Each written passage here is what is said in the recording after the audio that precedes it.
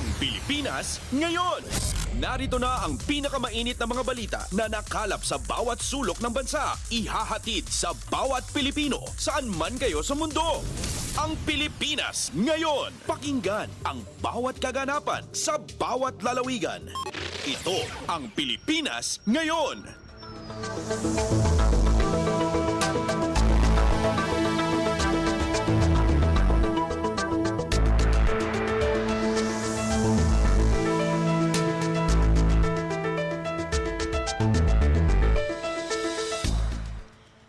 Magandang araw po sa ating mga tagapakinig. Welcome po muli sa ating programang Ang Pilipinas Ngayon. Napapakinggan po ninyo saan mang bahagi ng mundo sa pamamagitan ng ating himpilan, ang Radyo Pilipinas World Service ng Presidential Broadcast Service. Napapakinggan po tayo sa mga sumusunod na shortwave frequencies sa 9.925 MHz, 12.120 MHz at 15.190 MHz. Ako po si Ven Blones. Samahan po ninyo ako sa kabuuan ng ating programa. Ngayong araw na ito, kapapalooban pa rin po ng ilan sa mga mahalagang balita mula dito sa ating bansa. Kasama na ang ating mga segmentong business, sports, showbiz at ang mga ulat mula sa iba't ibang rehiyon ng Pilipinas para sa ating regional news. Samantala, nais po namin kayong imbitahin na bisitahin ang ating Facebook page, ang Radyo Pilipinas World Service. Paki-follow, like at share na rin po. Antabayanan, sasa inyo na sa ilang sandali ang kabuuan ng ating programang Ang Pilipinas Ngayon. Kumpleto, detalyadong balitaan, di papahuli sa mahahalagang kaganapan. Kamustahin ang inang bayan, ang Pilipinas ngayon.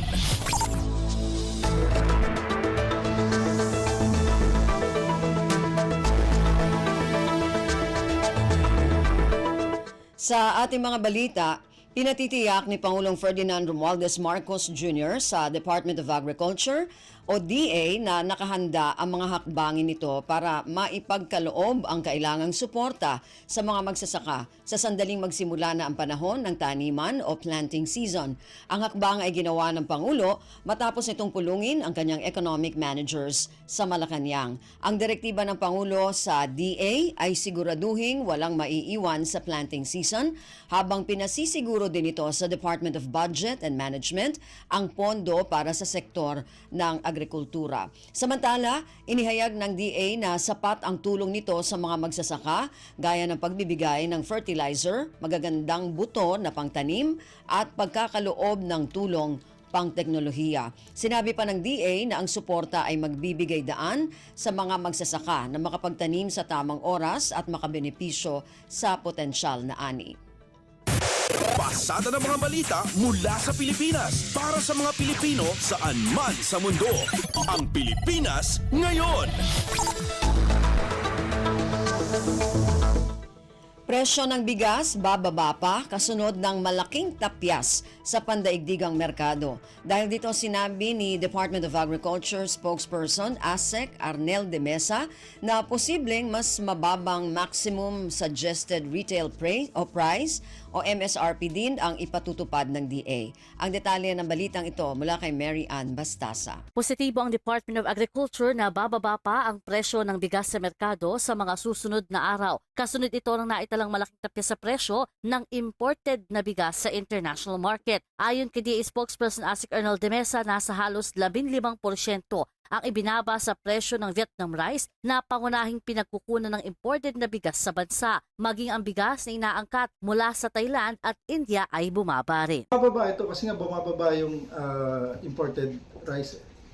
Ang nagda-drive dito ay una, ang projection ng Vietnam, maganda yung kanilang projection ng local production nila doon.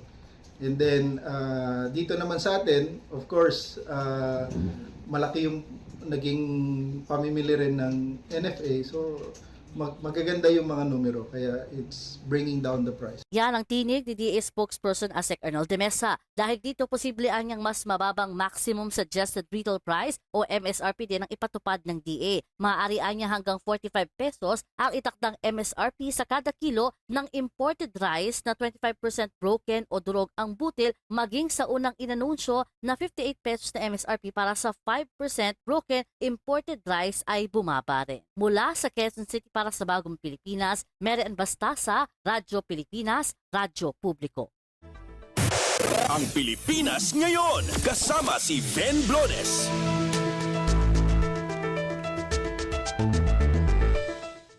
Department of Agriculture o DA isinasapinal na ang planong pagbebenta ng NFA rice sa tulong ng mga lokal na pamahalaan. Ayon kay DA Assistant Secretary Arnel de Mesa, posibleng ibenta ang imbak na bigas ng NFA sa halagang 38 piso kada kilo. Ang detalye ng balitang ito mula kay Mary Ann Bastasa.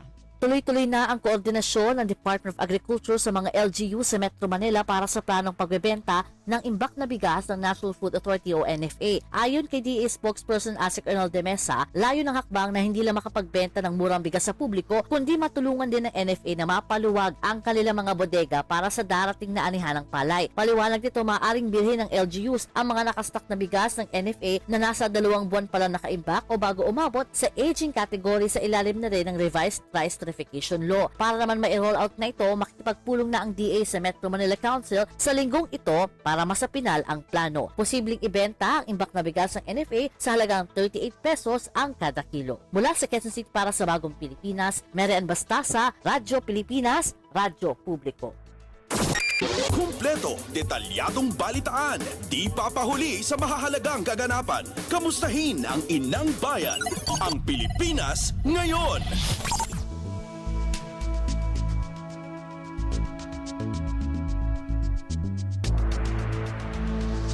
Pilipinas, hindi lamang isang tagamasid, kundi isa na ring lider sa pandaigdigang entablado. Kaugnay nito ay binida ni House Speaker Martin Romualdez ang Parliamentary Intelligence Security Forum, isa sa mga pandaigdigang pagtitipon na dadaluhan ng 76 na bansa kung saan ang Pilipinas ang magiging host. Ang detalye ng balitang ito mula kay Kathleen Forbes. Ipinagmalaki ni Speaker Martin Romualdez na hindi lang basta tagamasid ang Pilipinas, ngunit isa na ring leader sa global stage. Sa harap ng mga mambabatas sa pagbubukas ng sesyon ng Kamara, ibinida ng House Leader ang mga international na pagtitipon ng pangungunahan mismo ng Pilipinas. Una rito ang Parliamentary Intelligence Security Forum. Ang Pilipinas anya magsisibing host sa pulong na gaganapin sa susunod na buwan kung saan dadaluhan ito ng 76 na bansa at pag-uusapan ang kahalagahan ng mutual cooperation para labanan ng counter-terrorism financing, cybersecurity at umuusbong na teknolohiya gaya ng artificial intelligence at 5G. Bukod dito sa 2026, ang Pilipinas ang magiging chair ng Association of Southeast Asian Nations o ASEAN at magiging host din para sa 47th General Assembly of the Asian Interparliamentary Assembly. Giit nga na hindi lamang ito basta mga diplomatic events, ngunit pagkakataon para mapalakas ang ating boses at presensya sa usapin ng regional stability at cooperation. Mula Kamara para sa Bagong Pilipinas, Kathleen Forbes, Radyo Pilipinas, Radyo Publiko. Pasada ng mga balita mula sa Pilipinas para sa mga Pilipino saan man sa mundo. Ang Pilipinas ngayon.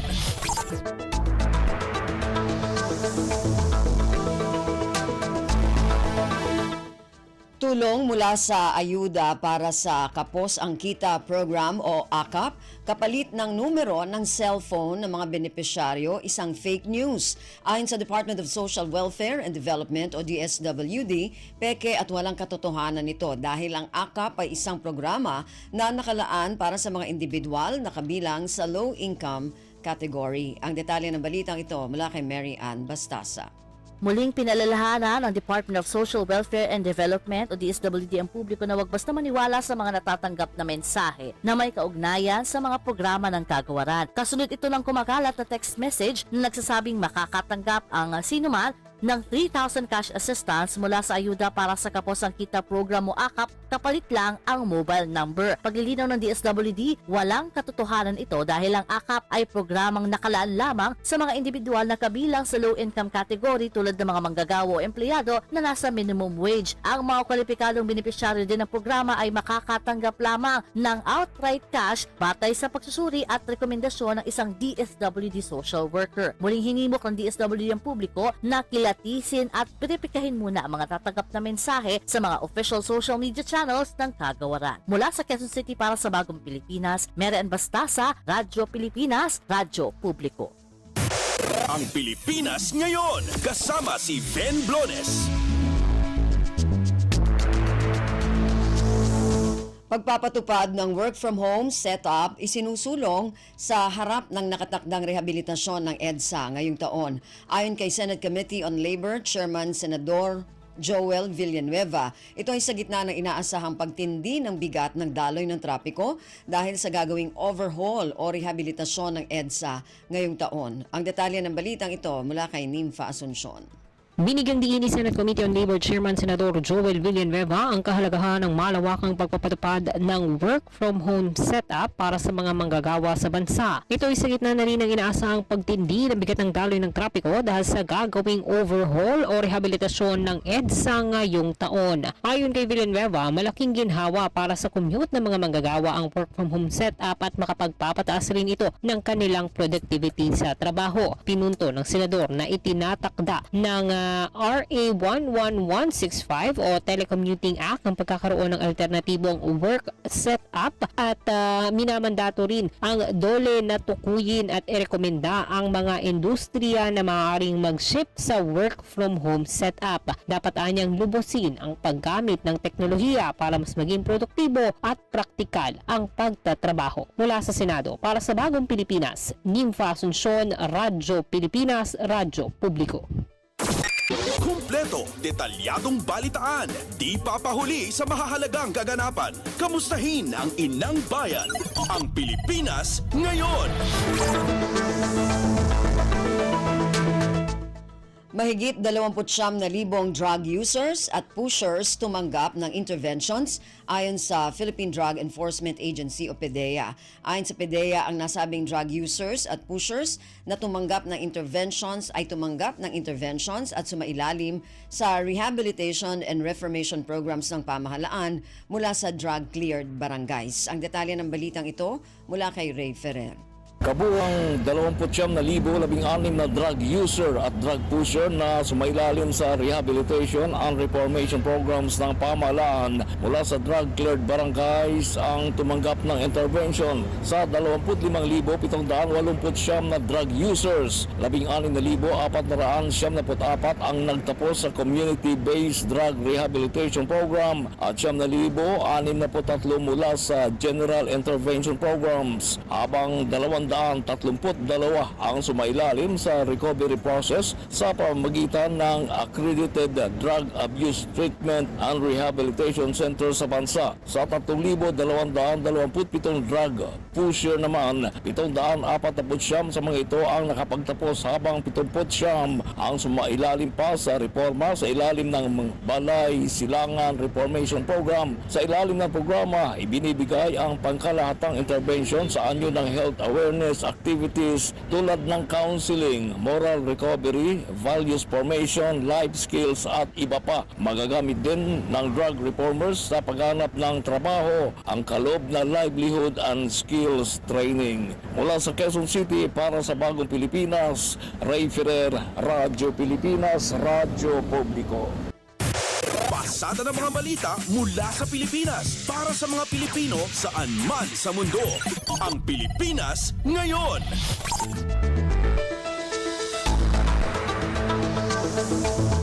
Komposisyon ng Philippine National Police o PNP Command Group posibleng madagdagan matapos ang pagbuwag sa Area Police Command.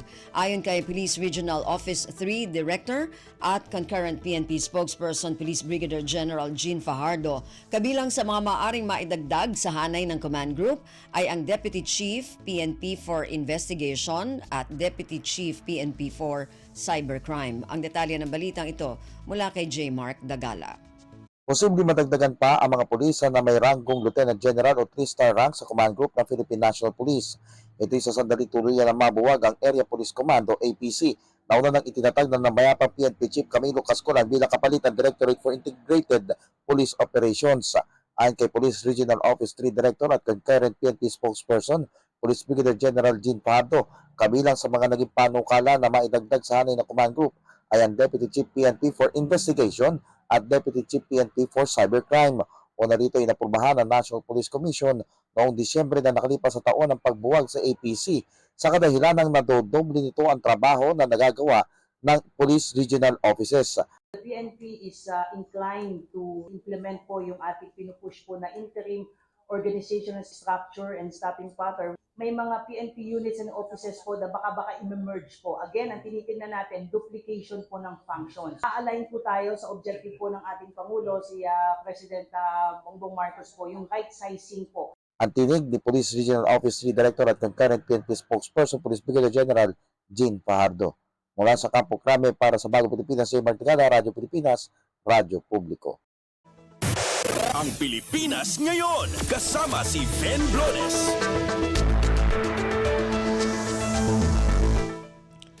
Philippine National Police o PNP nanindigan na hindi kalakaran sa hanay nito ang pagtatago ng tamang impormasyon sa kampanya kontra illegal na droga. Ito ay matapos ang naging pahayag ni Department of the Interior and Local Government Secretary John Vic Remulla na sinamantala umano ng mga nakalipas na administrasyon sa PNP ang reward system para hindi iulat ng maayos ang mga ikinasang drug operations nito. Ang detalye ng balitang ito mula kay J. Mark Dagala.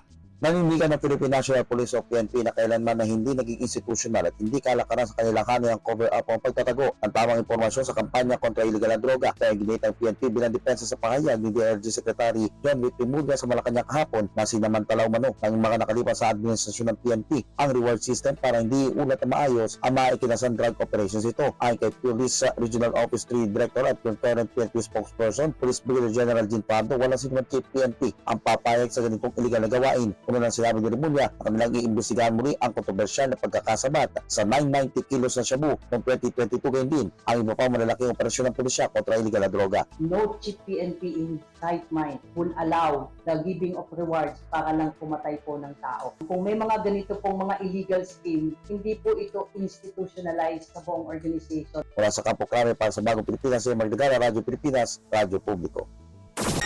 Kumpleto, detalyadong balitaan, di papahuli sa mahahalagang kaganapan. Kamustahin ang inang bayan, ang Pilipinas ngayon.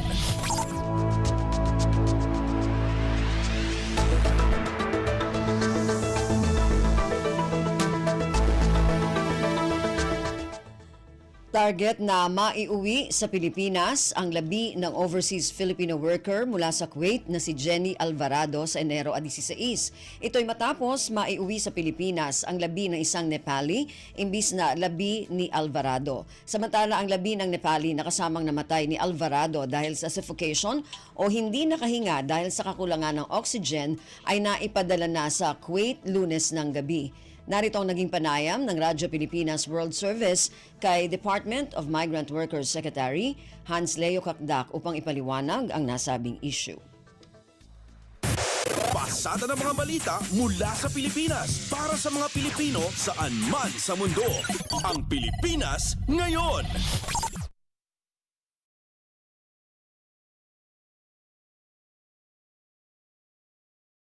Para po sa espesyal na bahagi ng ating programang Ang Pilipinas Ngayon, makakausap natin ang haligi ng tahanan ng mga OFW, walang iba kundi si Department of Migrant Workers Secretary Hans Leo Kakdak. Hans Leo Kakdak. Sec Hans, magandang araw po sa inyo. Magandang araw po sa inyo at sa inyong mga tagapakinig, tagapanood. Okay po. Sek, nabatid po natin ang patungkol po sa kababayan natin na si Jenny Alvarado, isang overseas Filipino worker po na nasa sa Kuwait dahil sa umano'y suffocation. At nang inihatid po ang labi niya sa ating bansa ay natuklasan kalaunan ng kanyang pamilya na hindi pala ito ang bangkay ng kanilang kaanak na si Jenny. Alam po natin gumugulong na ang investigasyon at nakikipag-ugnayan na ang pamahalaan ng Pilipinas sa pamamagitan po ng Department of Migrant Workers at Department of Foreign Affairs. Para po sa kabatiran ng ating mga tagapanood at tagapakinig, meron na po ba nga naibigay sa inyong paunang paliwanag ang Kuwaiti authorities kung bakit po nangyari po ito? Ang nangyari dito ay nung matapos sawi sa Kuwait ang ating kababayan na si Jenny Alvarado nung Pecha 2 ay sinikap natin na maisaayos ang kanyang pagpapauwi. Opo. Pero sa kinasamaang palad ay nagkaroon ng pagkakamali, mistake sa identification ng labi kasi kasama niya dun sa alleged smoke inhalation dun sa kwarto Opo. ng bahay bakasyonan ng kanyang employer ay 2 Nepali. Opo. At yung isa dun sa Nepali ang naiuwi dito. Nagkaroon ng pagkakamali and I ask our lawyer on the ground to look deeper into this matter. Opo. Kung merong pagkakamali at danyos na pwedeng habulin dito sa sitwasyon na ito. But anyway, ang sinasagawa ngayon ay mapauwi si Jenny. At ang pamilya dinalaw ko nung linggo, Opo. nitong nakaraang weekend at ako'y nagpaabot ng personal kong pagpapatawad. I apologize to the family for the mistake and the experience that they had to go through, no, na Opo. pagtingin nila ay hindi yun yung kanilang labi ng kanilang ina. At yung pangangailangan na maiuwi kaagad si Jenny at ang latest ay sa Huwebes makakauwi si Jenny mula sa Kuwait at baka parehong araw din na yun ay makakarating siya sa Pilipinas and sa lalong madaling panahon. And also of course, ang gusto ko rin malaman pati ng pamilya yung kalinawan kung ano talaga nangyari nung 2 ng Enero. Opo. Meron pa mga hindi malinaw katulad ng ano ba talaga nangyari at bakit gano'n ang kinaratnan. So we are awaiting the police report at saka pina-autopsiya natin si Jenny doon. So we are awaiting the police report as well as the autopsy report from the Kuwaiti side. Opo. And kung hindi tayo kontento, pag-uwi ni Jenny ay tayo mismo na magpapakondak ng autopsya dito through the NBI. Okay po. Sek, nabanggit nyo po kanina na yun nga po, yung sa suffocation case na lumalabas nga po dun sa initial na investigasyon nga po ng Kuwaiti authorities, pati na rin po yung pinadala po nga, kung di po tayo nagkakamali, pinadalang paliwanag po ng Philippine Embassy kaugnay nga po sa pagkasawi ni Jenny. So, Sek, may tinitingnan rin po ba tayong anggulo po gaya ng foul play sa nasabing kaso? Yes, precisely. Hindi muna tayo nagko-conclude na may foul play, but Opo. nevertheless, we are asking for clarity as to what exactly happened. Dahil hindi natin ninanais syempre na masawi ang ating kababayan.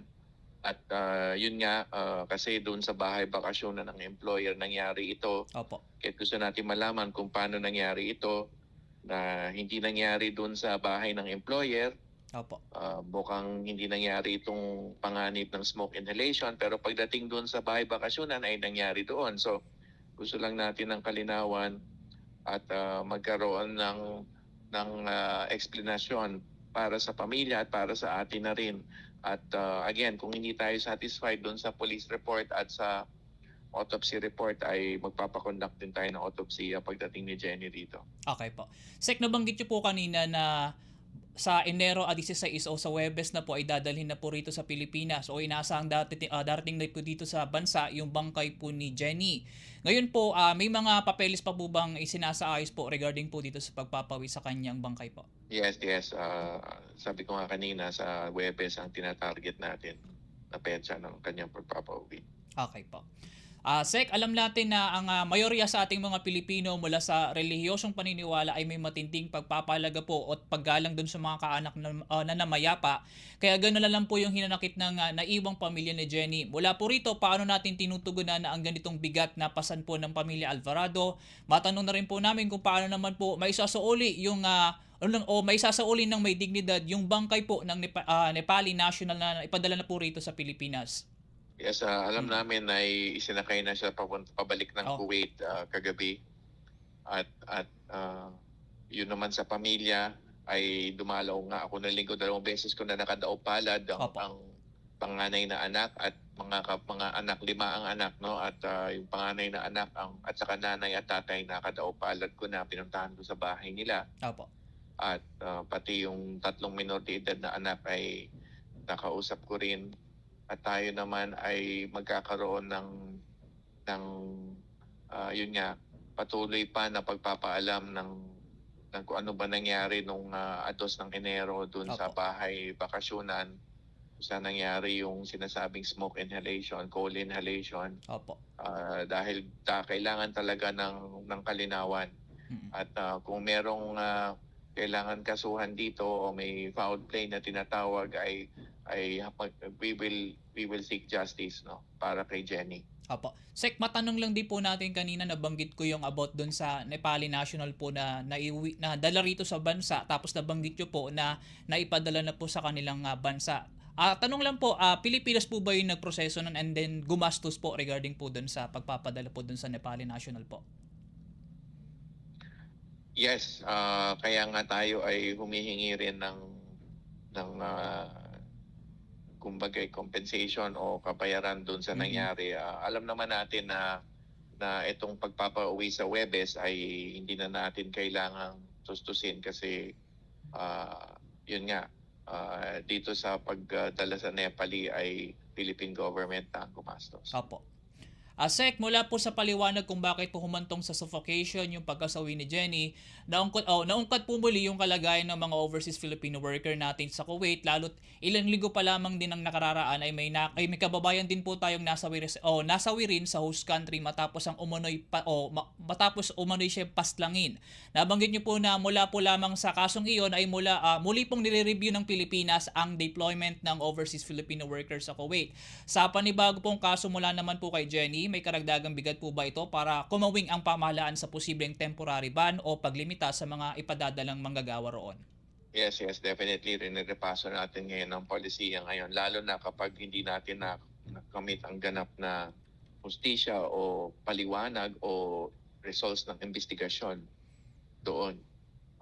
Kaya inaatabayan na natin yung resulta ng mga investigasyon doon sa kaso nung naunang kaso, yung kay sa OFW yung pinaslang. Opo. At dito kay Jenny. Okay. Sek, mensahe na lang po natin sa ating mga kababayan, sa pamilya po ni Jenny at sa mga Pilipino pong manggagawa po na nasa Kuwait pa sa ngayon po. Yes, tayo ay nakikiramay sa pamilya ni Jenny at patuloy nating isasaayos ang kanyang pagpapauwi. As I said, Huwebes ang latest schedule na nakuha natin. At sa pamilya naman tayo na nagbigay ng paunang assistance at pagpapaabot ng pakikiramay, pakikiisa at assurance na tayo ay tutulong. Meron 3 minor de edad si Jenny, kaya sisikapin natin na matulungan yung 3 minor de edad para maituloy yung pangarap ni Jenny para sa kanyang mga anak. At ganap natin tutulungan ng pamilya, whether it's repatriation or pagtulong sa funeral at sa burial at sa assistance to sa mga bata. Ganap natin silang tutulungan. Opo. Sek, maraming salamat po sa napahiram niyo pong oras sa amin ngayong araw.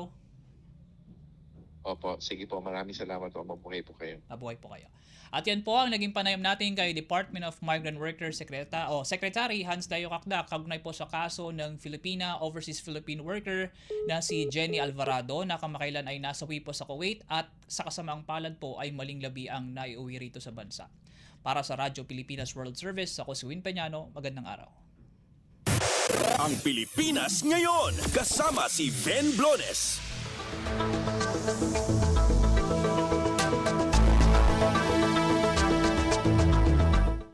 Narinig po ninyo ang panayam ni Erwin Peñano ng Radio Pilipinas World Service kay Department of Migrant Workers Secretary Hans Leo Kakdak.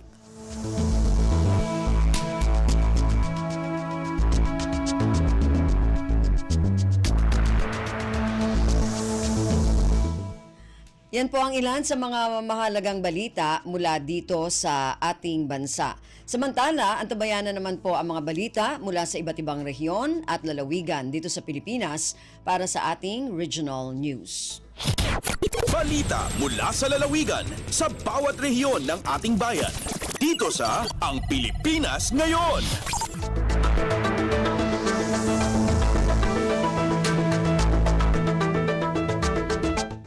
Dumako na tayo sa ating regional news. Unahin natin ang mga balita mula sa rehiyon ng Luzon. Mula sa Lawag, Department of Education, Ilocos Norte, hinikayat ang mga paaralan na pagandahin ang school museum. Ang detalye ng balitang ito mula kay Rani Durilag. Napapintas pa iti Museum Artifacts ti Sarat Central School iti Barangay 6 San Leandro, Sarat, Ilocos Norte. Segon kini Dr. Dennis Ramirez, Education Program Supervisor in Araling Panlipunan iti DepEd Ilocos Norte. Addan ti dati ang museum ti pagadalang ngem inot anabaybayan. Kunana ti rason napapintas ket tapno mapreserbar dagiti ramit. Iti kinapudno ket ti Sarat Central School ti kapintasan ti museum iti entero nga Ilocos Norte ket magutigot dagiti pagadalan papintasen damit ti bukod nga school museum. Inpakamo ni Mr. Antonio Tagaka Jr. mangisursuro iti Sarat Central School nga indunar dagiti umili dagiti kadaanan nga likamen anay bisti iti Museum Artifacts namuan a National Award ti Sarat Central School iti tawen 1998 gapu ti kapintas ti museum daytoy. Mula sa RP Lawag, ito si Rani Durilag para sa Radyo Pilipinas World Service. Balita mula sa lalawigan sa bawat rehiyon ng ating bayan. Dito sa Ang Pilipinas Ngayon. Maraming salamat, Rani. Yan ang ulat mula sa Lawag. Samantala, dumako naman tayo sa Agoo, Philippine Drug Enforcement Agency at Philippine National Police sa La Union. Nasabat ang mahigit 70 kilo ng marijuana na nagkakahalaga ng 8.7 milyong piso sa isang search warrant operation. Ang detalye ng balitang ito mula kay Albert Kawile. Nakumpiskar ti 73 kilo ti marijuana nga agatad iti 8,760,000 pesos bayat iti panakay patungpal ti search warrant dagiti nagtipon nga operatiba ti Philippine Drug Enforcement Agency Regional Office 1, La Union Police Provincial Office ken Santol Police Station iti naabandona alugan sa jay Barangay Ramot, Santol, La Union iti Kalman Enero 13. Nabigbig dagiti suspect ang nangabandona iti lugan ada Felmin Dayos Aliles Jr. alias Dondon ken Amado Paikaw alias Amado A. Gante Jr. agpada a residente ti barangay Sasaba iti nadakamat nga ili asap sa pulan pala ang ita dagiti otoridad. Naipasidong dagiti suspect iti land interdiction iti Enero 10 ngem naduktalan da dagiti otoridad ken inabandonada ti luganda binantayan ti ahente ti PIDEA agingga iti naipaulog ti search order iti agsapa iti Kalman. Nakumpiskar bayat iti search operation anay sayangkat iti agarop alas 11 ti bigat ti 73 pedaso ti atindog arolyo ti bulong ti marijuana nabalkot kadagiti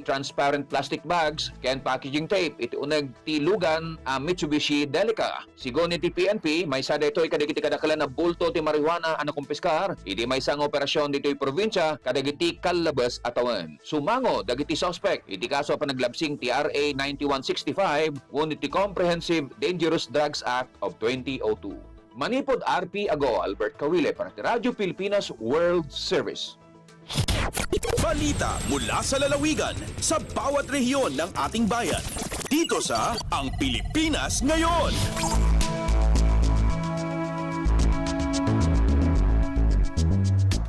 Maraming salamat, Albert, mula dyan sa Agoo.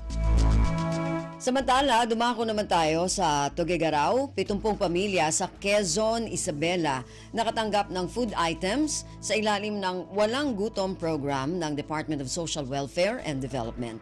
Ang detalye ng balitang ito mula kay April Racho. Dito po na benepisyaryo iti Quezon, Isabela tinakaawat ti food items sa manipod iti Department of Social Welfare and Development ni DSWD Field Office 2 bagoon iti Walang Gutom program daytoy iti period 12 food redemption activity itang Enero na iawatan nagiti pamilya akaraman iti food poor category dini siya ti daket pasot ti advokasya ni Presidente Ferdinand Marcos Jr. iti panangsulbar iti parikot iti panagbisin iti pagilian gandat pay iti masuportaran ti nutritional needs dagiti vulnerable communities partikular kadagiti 28 at target municipalities iti Isabela. Mainagi ti daytoy inyabkas ni Regional Director Lasia Alan ti panagyaman na iti local government unit kan kadagiti program implementers iti saan ang maumuma a suportarda. Agtultuloy ti walang gutom program iti panang prioridad ti food security kagiddan ti panang sigurado kadagiti maawagan kas underprivileged families a maragpat dagiti kang runaan a masapulda. Manipud ti Gagaraw City daytoy ni April sa Lucon Radio para iti Radyo Pilipinas World Service. Balita mula sa lalawigan sa bawat rehiyon ng ating bayan. Dito sa Ang Pilipinas Ngayon.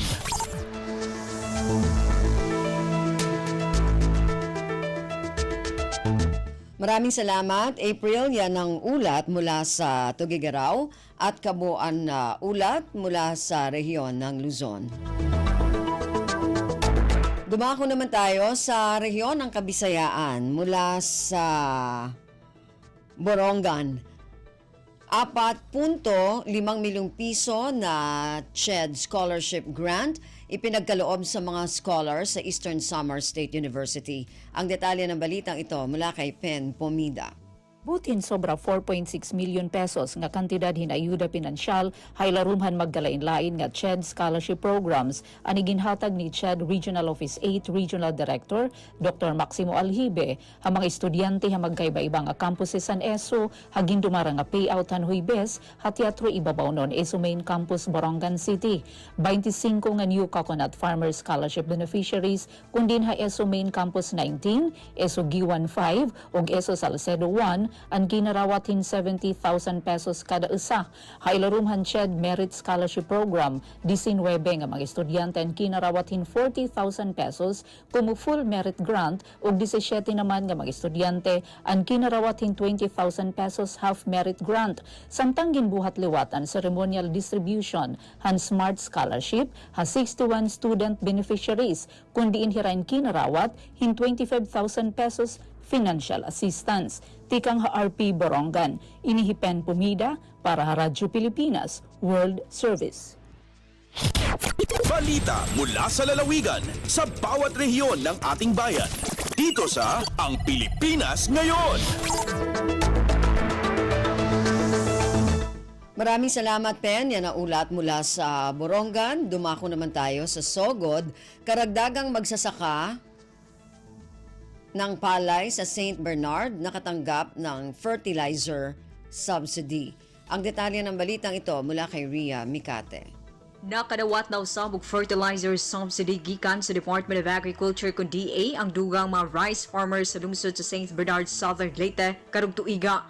Nasaran sa Radyo Pilipinas pinaagi kang Sangguniang Bayan Member Raydon Balasico kinsang nagulo usab sa Komitiba sa Agrikultura nga partikular sa nakadawat ang mga maguma sa Barangay Tambes 1 ug 2 ug mga sakop sa Katmaka Farmers Association nga gilakuban sa Barangay Katmon, Maria Asuncion, Atuyan ug Karnaga.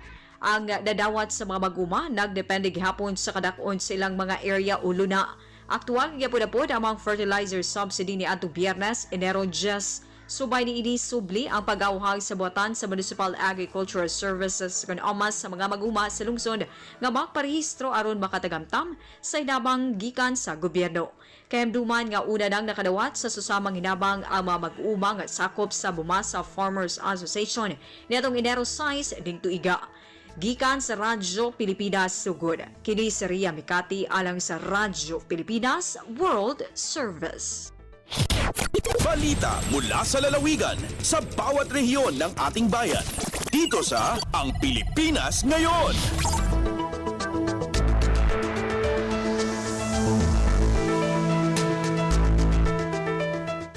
Maraming salamat, Ria. Yan ang ulat mula sa Sogod at kabuuan na ulat mula sa rehiyon ng Kabisayaan.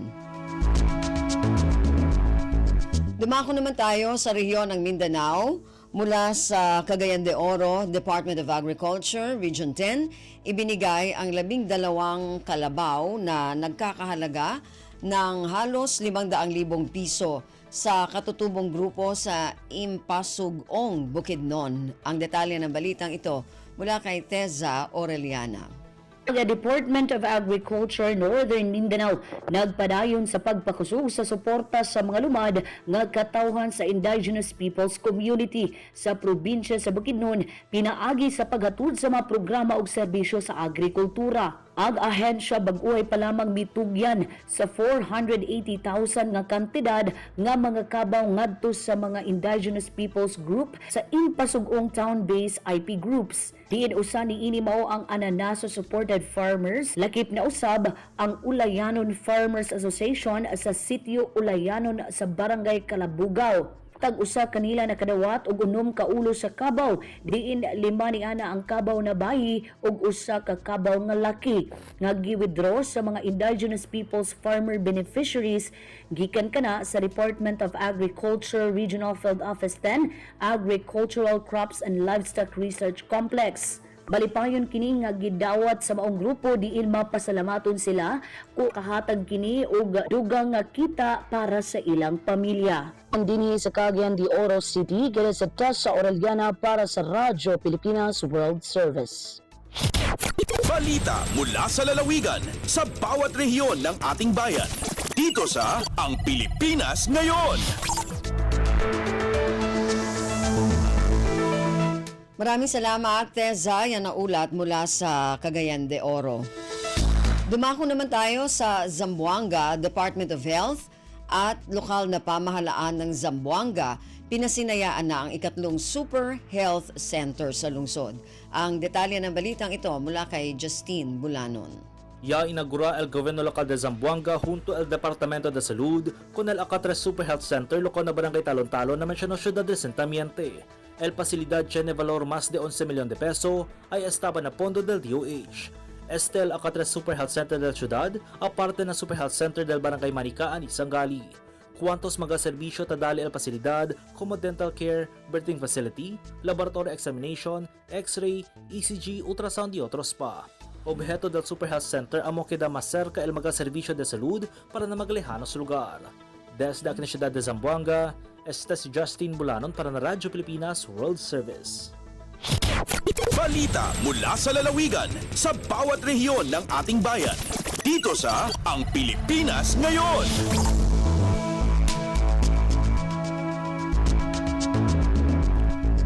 Maraming salamat, Justine. Yan ang ulat mula sa Zamboanga. Samantala, dumako naman tayo sa Iligan, libreng kasalan sa Iligan City, aarangkada na muli ngayong Pebrero ng 2025. Ang detalye ng balitang ito mula kay Alwidad Bashir. Ang buhatan sa Office of the Maranao, Higaunon and Other Culture Communities o OMA-HCC gitawagan ng mga residente sa Iligan City nga gustong magpakasal karong 2025 ngadto sa ilang partner in life nga magparehistro sa City Civil Registrar aron maka-avail sa libreng kasal sa lungsod sa umaabot nga buwan sa Pebrero. Gidawat pa ang mga aplikasyon gikan sa mga gustong magpakasal ubos sa programa Kasal ng Bayan sa umaabot nga Pebrero 14, 2025 ang adlaw sa mga kasing-kasing o Valentine's Day karong tuiga sa Robinson's Place Atrium. Gitambangan ng mga aplikante na magdala lamang sa mga kinahanglanong alang sa aplikasyon. Kini ang ilang duwa ka kopya sa ilang birth certificate, valid ID, barangay residency, certificate of indigency o sinumar. Mas maayo nga magparehistro ang aplikante sa mas sayo nga petsa sa maong buhatan sa dili pa ang deadline sa Enero 31, 2025. Abli ang opisina gikan alas 8 sa buntag hangtod sa alas 5 sa hapon, Lunes hangtod Biyernes. Pamaagi kini sa lokal nga kagamhanan sa Iligan aron magpabiling legal ang panagig-usa sa duwa ka managigmaay sa mata sa balaod ug sa Ginoo. Dako usab kini nga tabang alang sa mga nagpuyo sa usa ka atop nga dili pa minyo tungod kay ang gasto sa pagminyo wala maapil sa ilang budget ilabi na karong tuiga. Mula sa RP1 Iligan, Alwidad Bashir para sa Radyo Pilipinas World Service. Balita mula sa lalawigan sa bawat rehiyon ng ating bayan. Dito sa Ang Pilipinas Ngayon. Maraming salamat, Alwidad. Yan ang ulat mula sa Iligan at kabuuan na ulat mula sa rehiyon ng Mindanao.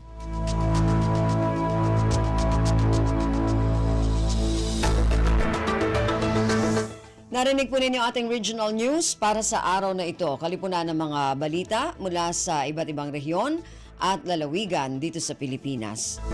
Samantala, antabayan na naman po ang ating mga segmentong business, sports at showbiz.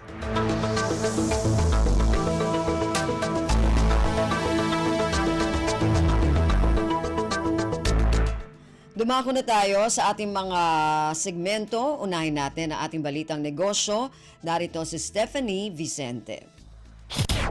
Lagay ng ekonomiya, kalakalan, negosyo at iba pa. Atin ang alamin dito sa Ang Pilipinas Ngayon. Magandang araw, narito tayong muli para sa segmentong Balitang Negosyo at Kalakalan. Tiniyak ni Finance Secretary Ralph Recto na sinusunod ng pamahalaan ang transparency at accountability alinsunod sa Mandanas Garcia ruling na itinakda ng Korte Suprema ukol sa National Tax Allotment o NTA. Ginawa ni Recto ang pahayag kasunod ng statement ng grupo ng mga mayor for good governance ng accounting ng 40% share ng mga LGU mula sa national taxes. Unang inihayag ni Baguio City Mayor Benjamin Magalong na nais silang makapulong si Secretary Recto para sa tamang halaga na nararapat tanggapin ng mga LGU. Giit ni Recto na walang shortchange o nalalamangan. Aniya, bukas sila sa patuloy na dialogo kasama ang LGUs upang palakasin ang kanilang fiscal capabilities at mapabuti ang paggamit ng kanilang pondo upang makapagbigay ng mas mahusay na serbisyo sa mga Pilipino. Sa katunayan, aniya, nakatakda na ang kanilang meeting sa League of Cities ngayong linggo upang talakayin ang computation ng NTA na matatanggap ng mga LGU. Lagay ng ekonomiya, kalakalan, negosyo at iba pa. Atin ang alamin dito sa Ang Pilipinas Ngayon. Sa iba pang mga balita, magpapatupad ang Food and Drug Administration o FDA ng malaking pagbabago na may mga bagong kautusan na naglalayong padaliin ang registration process at palawigin ang bisa ng health product licenses. Ang hakbang ay bahagi ng mas malawak na pagtutulak na palakasin ang public health safety at kaugnay sa panawagan ni Pangulong Ferdinand R. Marcos Jr. na padaliin ang government processes. Sa isang matapang na hakbang, ipinalabas ng FDA ang Administrative Orders o AO 2024-0015 at AO 2024-0016 na naglalayong balasahin ang regulatory landscape nito. Ang mga bagong panuntunan ay hindi lamang nagpapadali sa proseso ng pagkuha ng License to Operate o LTO para sa health establishments kung hindi pinalalawig din ang bisa ng naturang mga lisensya na binabawasan ang dalas ng renewals. Gayun din, ang health product licenses ay maaaring magtagal ng hanggang 12 taon kumpara sa dating 3 hanggang 5 taon. Nagkakaloob ito sa mga negosyo lalo na sa small and medium enterprises o SMEs ng mas malawak na katatagan at mas kaunting regulatory hassle. Sa mga pagbabagong ito, sinabi ng FDA na ang pre-licensing inspections ay magpapatuloy at mananatiling mahigpit upang matiyak na matutugunan ng health establishments ang pinakamataas na safety at quality benchmarks bago tanggapin ang kanilang mga lisensya. Lagay ng ekonomiya, kalakalan, negosyo at iba pa. Atin ang alamin dito sa Ang Pilipinas Ngayon. At sa pagtatapos ng ating segmento, may bawas na sa singil sa kuryente ngayong buwan ng Enero. Matapos ang 2 sunod na buwan ng taas singil, sinabi ng Manila Electric Company o Meralco na ang overall rate ay bababa ng 22 centavos per kilowatt hour sa 11.74 pesos mula sa 11.96 pesos per kilowatt hour noong Disyembre. Nangangahulugan ito na ang isang typical household na kumukonsumo ng 200 kilowatt hour ay may bawas na 44 pesos sa kanilang electricity bill ngayong buwan. Nasa 66 pesos naman ang ibababa sa mga kumukonsumo ng 300 kilowatt hour, 89 pesos sa 400 kilowatt hour at 112 pesos sa 500 kilowatt hour.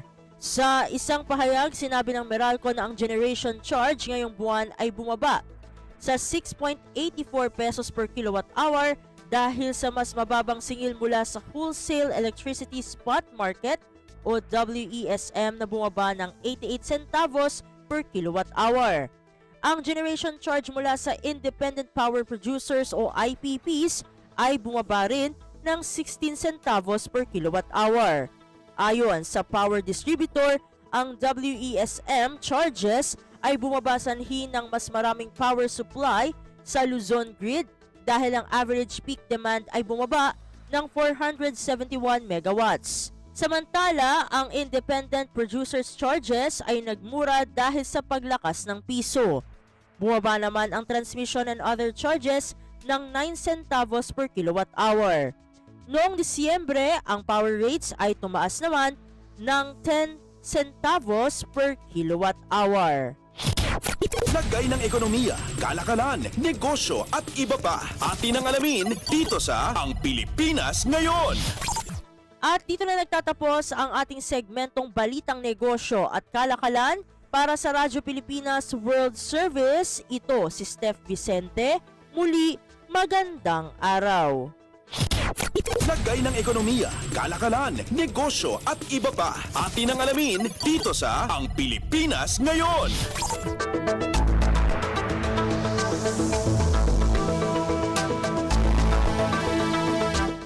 Maraming salamat, yan si Steph Vicente.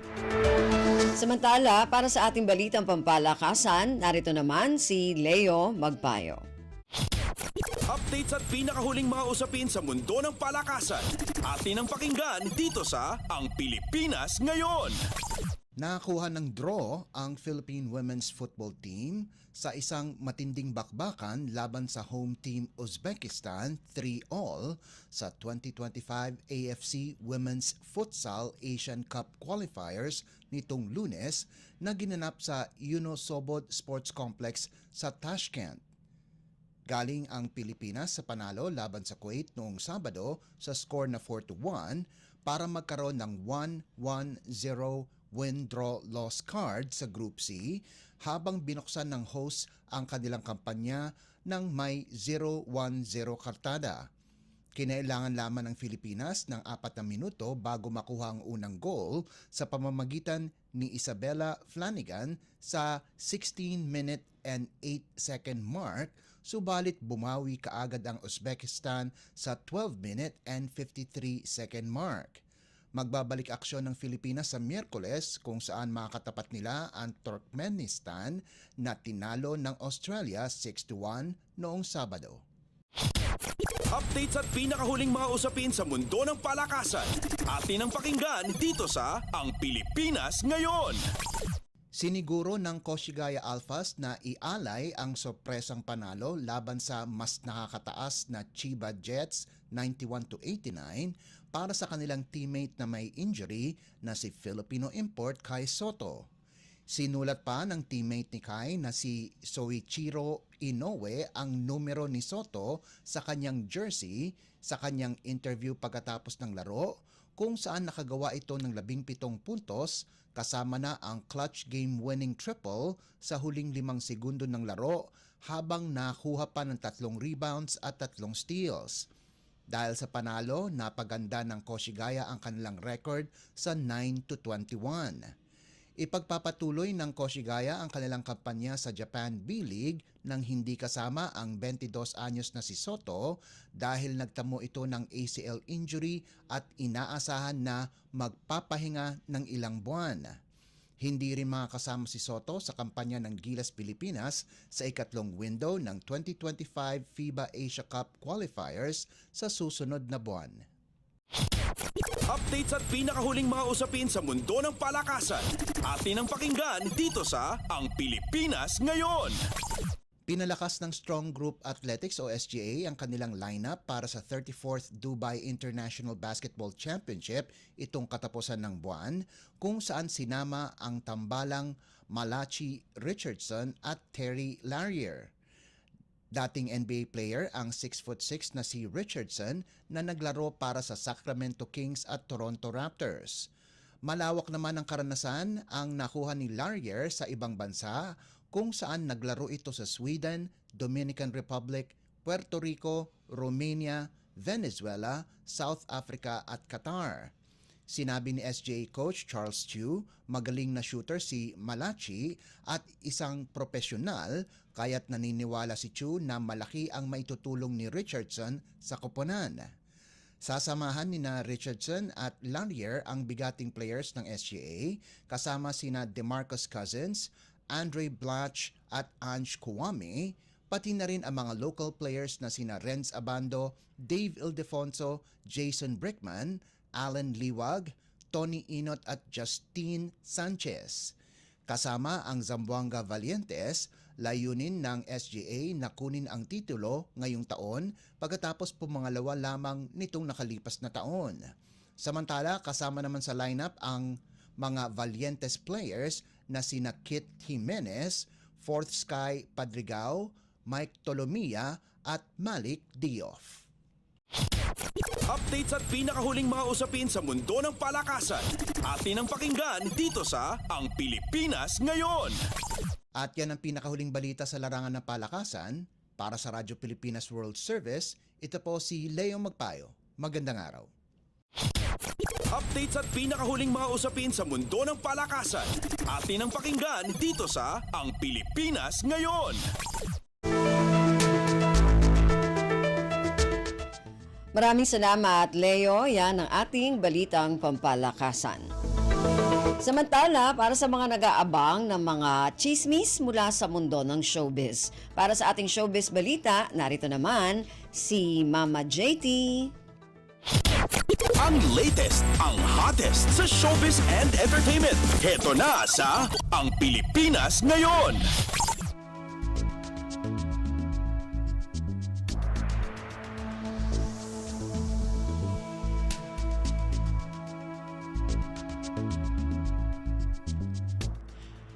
Hello! Magandang araw sa ating mga chismoso at chismosang nag-aabang ng mga trending na balita sa mundo ng showbiz. Ito na ang ratsyada ng ating mga chika. Kung may isang ugali na gustong iparanas ang dating matinee idol na si Aga Mulak sa kanyang mga anak, ito ay ang hindi pagiging mayabang. Dahil pinapayuhan ni Aga ang mga anak nito na sina Andres at Atasha na huwag maging mayabang upang magtagal sa pinili nilang career at magkaroon din ng marka sa showbiz industry. Sabi ng dating matinee idol, quote and unquote, ang advice ko sa kanila is trabaho yan. Kung ano yung nakikita nyo sa akin na ngayon, ito yung end result of hard work, so you have to go through that hard work, sabi niya. At ang isa raw sa palagi niyang ipinapaalala kina Atasha at Andres, just always be the kindest person you can be. Pagpapatuloy pa ni Aga, quote and unquote, sabi ko, wag na kayong mayabang. Maging totoong tao kayo, maging tapat at magtrabaho kayo. Hanap buhay yan. At syempre, tila maganda at maayos ang naging pagpapalaki ni Aga at ng kanyang asawa na si Charlene Gonzalez sa kanilang mga anak, at bukod sa magagalang at mababait ay marespeto rin ang celebrity twins. Ang latest, ang hottest sa showbiz and entertainment. Heto na sa Ang Pilipinas Ngayon. Sa iba pa natin chika for today, hindi nakikita ng mga miyembro ng OPM Girl Band Group na AGs na mag-iwa-hiwalay sila. Sa press con ng banda kamakailan, binalikan nila ang naging alaala ni Mercy Sunot na siyang lead singer ng grupo matapos itong pumanaw noong nakaraang taon. Dito ay emosyonal nilang ibinahagi ang tungkol sa mga naging alaala ni Mercy nung nabubuhay pa ito. Hindi nila inakala na ang kanilang konsyerto noong Marso ng nakaraang taon ang huling performance ng AGs bilang isang buong grupo. At siniguro rin nila na hindi mabubuwag ang kanilang grupo. Sabi pa nila, quote and unquote, nandito pa rin po kami kasi yun ang gusto ni Mercy. Tuloy pa rin po yung AGs kahit na uugod-ugod na kami. Siya po ang nagsabi sa grupo na walang iwanan, pero siya po ang nang iwan sa amin. Yan ang naging pahayag ni Julie na bahagi ng naturang banda. At dagdag pa ng may tuturing na ring OPM icon, ang gusto talaga namin talagang gumaling lang talaga siya, pero talagang umalis na talaga siya sa amin at kailangan namin talagang magpatuloy, kaya mas gagalingan namin para kay Mercy, sabi ni Julie sa nasabing press con. Ang latest, ang hottest sa showbiz and entertainment. Heto na sa Ang Pilipinas Ngayon. At sa uli nating chika for today, mukhang ipinapakilala na ni Sue Ramirez at Dominic Roque ang kanilang relasyon sa madlang netizens. Sa unang pagkakataon kasi ay binahagi ni Dominic sa social media ang pictures nila ni Sue ilang linggo matapos kumpirmahin ng aktor na currently dating sila ng aktres. Makikita sa Instagram post ni Dom ang throwback pictures ng naging dinner nila ni Sue kasama ang ilang celebrity close friends sa restaurant ni Judy Ann Santos sa Alabang. Sa group photos, kasama nila sina Ryan Agoncillo, Catherine Bernardo, Elijah Canlas, Miles Ocampo at Alora Sasam. Siyempre may selfie din ang rumored couple na kung saan ay nakaakbay pa ang aktres sa kanya. At maaalalang kinumpirma ni Dom na dating sila ni Sue nung nakaraang red carpet sa Metro Manila Film Festival 2024 para sa entry na The Kingdom kung saan isa sa mga bida ang actress na si Sue. And November last year nang magsimulang kumalat ang mga balita na may namamagitan sa dalawa matapos mahuling sweet na sweet sa Siargao. At bukod dyan, may ilang beses na rin silang namataan na magkasama sa ilang mga events. Ang latest, ang hottest sa showbiz and entertainment. Heto na sa Ang Pilipinas Ngayon. And OMG, wala na tayong sapat na oras para sa ating balitang artista. Maraming salamat mga kachismis sa pakikinig sa aking mga chika. For today, ako po si Mama JT para sa Radyo Pilipinas World Service! Ang latest, ang hottest sa showbiz and entertainment. Heto na sa Ang Pilipinas Ngayon.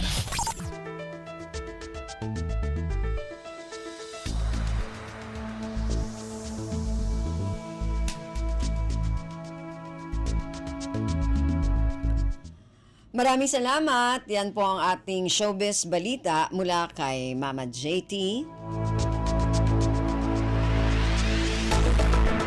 Narinig po ninyo ang kabuuan ng ating programang Ang Pilipinas Ngayon. Magpapasalamat muna tayo sa mga nakasama natin sa ating programa ngayong araw na ito. Sa ating technical side, kina Milo Janela, Susan Naison at Anthony Pimentel. Maraming salamat din sa ating executive producer ngayong araw na ito kay Jerome Toledo. Sa mga nakasama natin sa ating mga segmento, para sa ating balitang negosyo kay Stephanie Vicente, sa ating balitang pampalakasan kay Neo Magpayo, sa mga kasama natin na nag-ulat mula sa iba't ibang rehiyon at lalawigan dito sa Pilipinas para sa ating regional news at sa ating station manager na si Mr. Ray Sampang. Hanggang sa susunod na edisyon na ating programang Ang Pilipinas Ngayon, ako pong muli si Ven Blones. Maraming salamat po at mabuhay po tayong mga Pilipino. At yan ang Pilipinas Ngayon. Muling samahan si Ven Blones sa parehong oras at alamin ang pinakahuling mga kaganapan at balita saan man kayo naroon. Ang Pilipinas Ngayon.